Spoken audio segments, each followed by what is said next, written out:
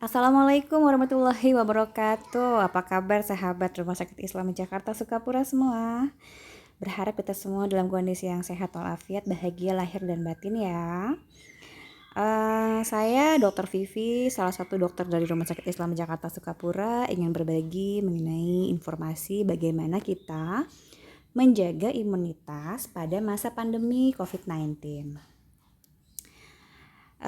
Sistem imun atau daya tahan tubuh itu merupakan mekanisme tubuh dalam membedakan diri sendiri atau benda asing.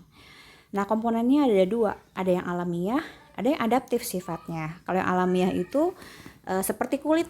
Nah, kulit kita itu juga bagian dari daya tahan tubuh ya. Kemudian mukosa atau bulu-bulu saluran nafas. Kita kan tahu ya, saat kita bernafas itu kan banyak sekali udara dari luar yang masuk ke dalam tubuh kita.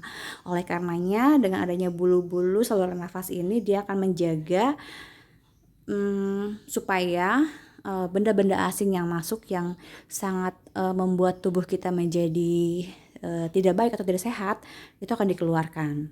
Dan juga ada pertahanan yang seluler. Nah, kalau yang adaptif itu juga antibodi yang sudah kita ketahui bersama apa fungsi antibodi, yaitu untuk melawan dari segala penyakit atau benda asing atau mikroba-mikroba yang masuk dalam tubuh seperti bakteri, virus, dan jamur dan lain-lain. Nah, faktor-faktor yang mempengaruhi sistem imun. Nah, ini dia nih, ada 5 faktor. Yang pertama olahraga, kedua gaya hidup, yang ketiga vaksinasi, yang keempat stres, yang kelima adalah nutrisi. Nah, untuk olahraga. Nah, ketika kita berolahraga, minimal sehari itu 30 menit olahraganya. Dan teratur setiap hari dikerjakan, paling sedikit 5 hari lah dalam seminggu. Ini akan meningkatkan sistem imun kita atau daya tahan tubuh kita. Kemudian gaya hidup. Seperti apa sih gaya hidup yang baik? Nah, gaya hidup yang diharapkan adalah gaya hidup sehat, ya. Gaya hidup yang menghindari rokok, alkohol, ya. Kemudian gaya hidup berolahraga rutin, mengkonsumsi air putih yang baik, ya. Mengkonsumsi air putih itu paling sedikit itu 2 liter sehari atau 8 gelas sehari. Kemudian vaksinasi. Kita rajin divaksin, apalagi kita kalau misalnya mau ke suatu daerah yang sangat berisiko di situ, atau misalnya yang paling gampang kalau kita mau umroh atau pergi haji, ketemu sama banyak orang di sana. Nah, kita divaksin dulu dong, ya kan, meningitis atau influenza. Nah, kemudian faktor stres. Kalau kita gampang banget stres, gampang banget bete, kesel, sebel gitu ya sama orang atau berenergi negatif, maka itu sangat-sangat berpengaruh kepada daya tahan tubuh kita. Kemudian nutrisi. Nah, kalau nutrisi itu kita harus mengkonsumsi gizi yang seimbang. Seperti apa sih gizi seimbang? Gizi yang dibutuhkan oleh tubuh kita, ya. Jadi kalau misalnya orang yang punya gangguan misalnya diabetes atau hipertensi, ya dia harus mengurangi gula. Kalau diabetes ya, kalau hipertensi ya kurangi dong garamnya. Atau kalau yang kolesterol tinggi, kurangin dong yang minyak-minyak gitu ya. Jadi harus mengkonsumsi gizi seimbang sesuai dengan kondisi tubuh kita. Selanjutnya adalah tanda-tanda bahwa sistem imun kita atau daya tahan tubuh kita itu sudah mulai ngedrop. Nah, apa tanda-tandanya? Kita mesti mengenali ya. Yang pertama itu kita kok sering banget yang namanya ngeflu gitu ya. Aduh, kok saya seminggu 2 kali flu sih gitu. Nah, berarti itu sebuah tanda bahwa imun kita sudah mulai turun ya. Atau suka demam gitu ya. Atau suka merasakan kelelahan. Kok gampang capek sih badan gue nih sekarang gitu ya. Nah, berarti itu sudah ada tanda-tanda bahwa kita sudah mulai ngedrop. Nah, kemudian kita yang punya alergi, kok aku suka alergi sih sekarang, kulitku suka merah-merah, atau kok aku suka asma ya, suka sesak ya sekarang ini. Nah, itu berarti sudah mulai ngedrop. Atau abis olahraga itu kan suka capek ya, terus pulihnya itu lama gitu, sampai semalaman nggak hilang-hilang capeknya. Nah, itu juga udah mulai ngedrop tuh. Kemudian kadar gula darah yang tinggi gitu ya. Nah, itu juga menunjukkan bahwa imun kita udah mulai ngedrop. Kemudian mau bangun pagi kok males ya, bawaannya ngantuk, pengennya tidur lagi. Ya, itu udah tanda-tanda tuh. Kemudian mau buang air, mau BAB, susah nih, bolak-balik ke belakang, kok gak bisa keluar ya. Nah, itu juga tanda-tanda konstipasi atau sembelit. Kemudian ada lagi tanda kita itu sensi sama makanan gitu ya. Kalau misalnya makan ini kok nggak enak ya badanku, langsung diare ya. Kok makan ini aku jadi gatal-gatal ya. Kok, nah itu sensi sama berbagai macam makanan. Itu sudah mulai muncul tanda-tanda bahwasanya imun kita sudah mulai ngedrop. Kemudian ada gangguan tidur, mau tidur kok susah ya gitu, tapi ngantuk. Nah, itu juga tanda-tanda. Selanjutnya adalah kondisi kesehatan kulit kita mulai memburuk ya, udah nggak lembab, udah nggak lembut ya permukaannya. Nah, itu sudah mulai ada tanda bahwa kita turun sistem imunnya. Nah, kemudian ini adalah 7 hal yang sangat mempengaruhi, memperburuk kondisi sistem imun kita. Misalnya apa? Stres, cemas. Nah, muncul lagi nih kata-kata stres ya. Jadi, kalau kita mau daya tahan tubuh kita itu mau meningkat, mau bagus, maka kita harus menghindari yang namanya stres. Dok, aku tuh gampang stresan, gimana ya caranya supaya aku gak gampang stres? Sebetulnya kuncinya dari semua itu adalah kita harus mulai banyak-banyak bersyukur ya. Jadi misalnya gini, aduh kok aku punya temen nyebelin banget nih gitu kan, bikin gue stres gitu. Nah, kita harus bersyukur, kita syukurnya apa? Kita bersyukur masih punya teman gitu ya, masih ada teman. Jadi semua hal itu kita alihkan untuk berpikir yang positif. Kayak misalnya gini, kok aku punya anak susah banget sih diomongin gitu. Nah, gimana dok supaya bersyukur? Ya udah, kita bersyukur bahwa kita masih punya anak. Banyak orang yang nggak susah mau punya anak ya, makanya jadi gampang sekali ya kita men-switch ya, memindahkan dari hal yang negatif menjadi hal yang positif. Nah, itu juga salah satu tips supaya kita terhindar dari stres dan cemas gitu ya. Tipsnya sih itu, bersyukur, kemudian sering-sering mengucapkan terima kasih dalam hati gitu ya kepada Allah Subhanahu wa taala atau Tuhan yang Maha Kuasa. Kita mengucapkan terima kasih, misalnya gini, ya Allah terima kasih aku hari ini sehat. Atau yang sakit, dia sakit nih, masih bisa terima kasih, ya Allah terima kasih aku meskipun sakit tapi nggak terlalu parah sakitnya gitu. Jadi banyak hal-hal yang bisa kita syukuri, selalu dalam hati itu mengucap terima kasih gitu. Jadi itu juga salah satu tips untuk kita terhindar dari stres. Kemudian yang kita hindari adalah smoking atau rokok dan alkohol. Itu juga sangat berpengaruh ya, menurunkan imun sistem kita. Kemudian yang berikutnya adalah kurangnya olahraga, lack of exercise tadi ya.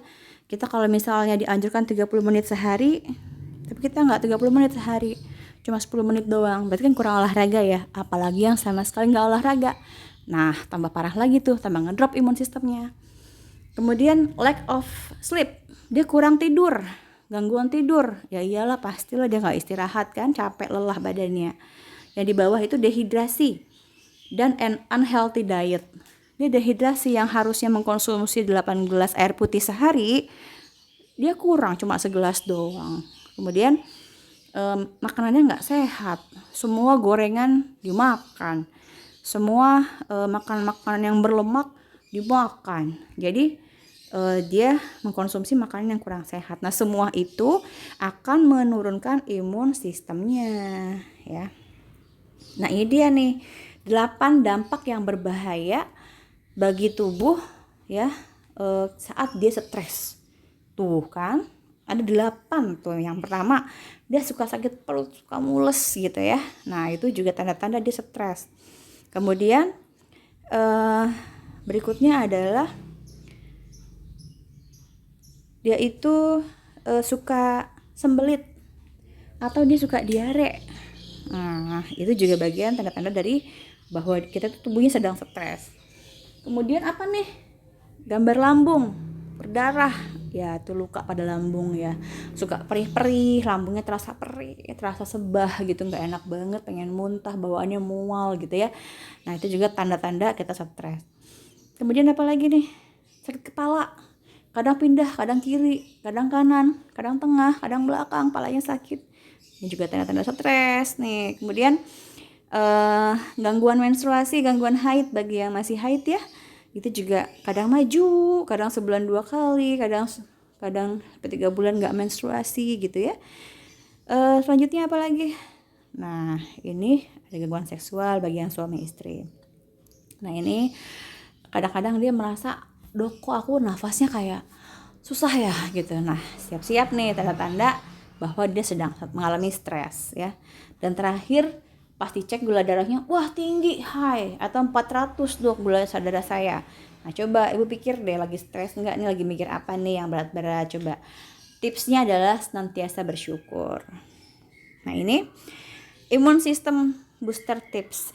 Ini tips-tips yang tadi kan saya udah ngasih tips ya untuk menghindari stres.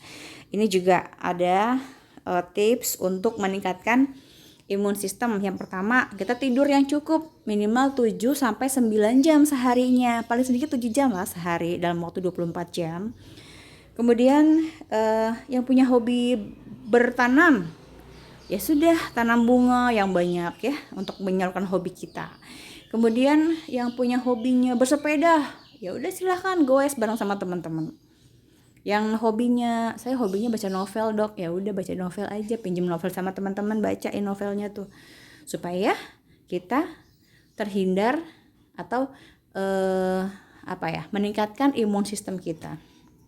Apalagi nih, nah ini juga nih, ada konsumsi sayur dan buah-buahan. Ternyata dalam satu studi literatur bahwasanya orang yang mengkonsumsi sayur dan buah itu akan mempengaruhi daya tahan tubuh atau moodnya, mempengaruhi moodnya. Misalnya gini, ada orang lagi sebel banget sama pekerjaannya atau apa, lagi bete, udah aja dia beli buah-buahan, makan deh buah yang banyak, langsung deh moodnya langsung balik menjadi membaik ya. Itu namanya mood booster ya kalau buah-buahan dan sayur-sayuran. Kemudian tetap beraktivitas ya, yang sukanya hobinya senam, ya sudah aktivitas gitu ya. Nah, itu akan meningkatkan imun sistem atau daya tahan tubuh kita. Nah, ini juga ada hal-hal yang atau nutrisi-nutrisi yang bisa meningkatkan imun kita. Dari pertama ya, dari protein. Protein itu juga sangat berpengaruh ya untuk antibodi, pembuatan antibodi. Kemudian vitamin A, vitamin C, vitamin E juga sangat baik. Kemudian zinc sifatnya untuk reproduksi seluler. Dan vitamin D, nah ini dia nih vitamin D nih. Vitamin D ini adalah merupakan imunomodulator. Jadi dia itu yang memprovokasi semua sel untuk sistem imunnya tuh untuk meningkat gitu loh. Jadi semacam kayak kaptennya nih vitamin D gitu ya. Nah, kemudian ini juga mikronutrien sistem imunitas. Jadi ada sistem yang sifatnya barier fisik untuk mencegah di permukaan ya, itu vitamin A, C, E, dan zinc. Ada juga sifatnya imunitas seluler, vitamin A, B6, B12, C, D, E, asam folat, zat besi, zinc, koper, dan selenium. Ini juga merupakan bagian dari mikronutrien yang sangat mensupport imun sistem kita. Dan ada juga yang pembentukan antibodi sini ya, sebelah kanan. Nah, ini dia kekebalan tubuh atau daya tahan tubuh.